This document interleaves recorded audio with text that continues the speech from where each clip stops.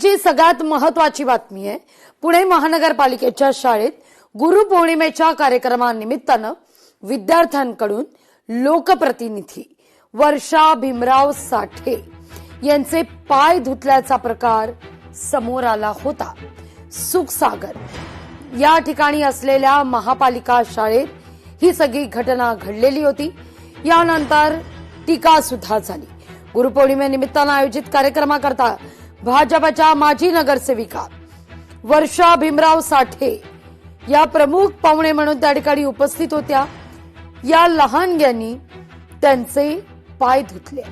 घटनेचा शरद पवार यांच्या राष्ट्रवादीच्या पुणे शहर उपाध्यक्ष अमोल परदेशींकडून तीव्र निषेध आहे। या प्रकरणाची निष्पक्ष चौकशी करून जबाबदारांवर कठोर कारवाई करावी अशी मागणी केली जाते।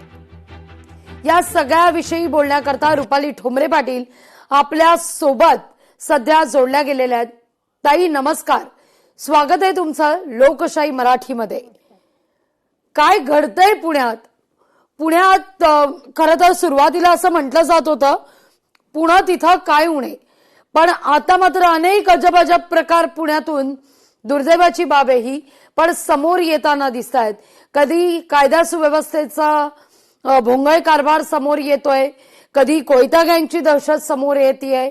आता तर पुण्यात लोकप्रतिनिधी यांचे पाय धुतले जात आहेत गुरुपौर्णिमेच्या दिवशी।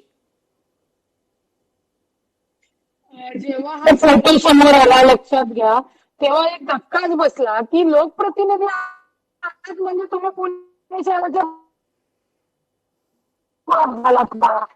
भाजपचे नगरसेवकांचे जे नेते आहेत भाजपचे पुण्यातील कुठे तुम्ही या प्रश्नांवर लक्ष दिलं पाहिजे, पुण्याच्या विकासावर लक्ष दिलं पाहिजे, पुण्याच्या कामांवर लक्ष दिलं पाहिजे।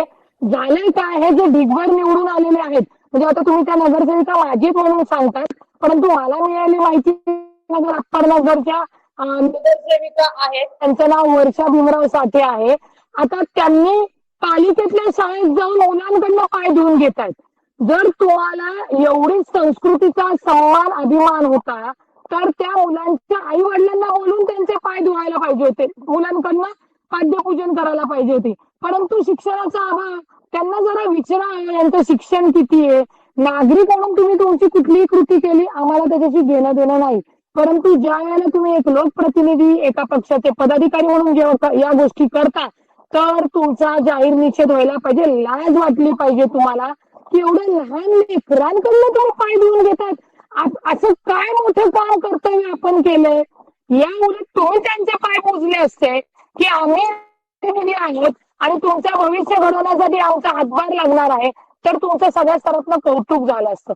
परंतु याच्यावर भाजपचा एकही नेता बोलणार नाही, पुणे शहरातला खासदार बोलणार नाहीत, आमदार बोलणार नाहीत, त्याच्यानंतर जे गटनेते आहेत आमचे बिडकर भाऊ ते बोलणार नाहीत, कारण ते फक्त पुणे शहराच्या टक्केवारी आणि नको त्या गोष्टीवर विद्यार्थ्यांचं भवितव्य कसं म्हणजे विद्यार्थ्यांचं भवितव्य कसं वाईट होईल किंवा कसं लाठीचार्ज करावा, कशा पद्धतीने दबावशाही करायची एवढ्यामध्येच मला वाटतं भाजपच्या लोकांचं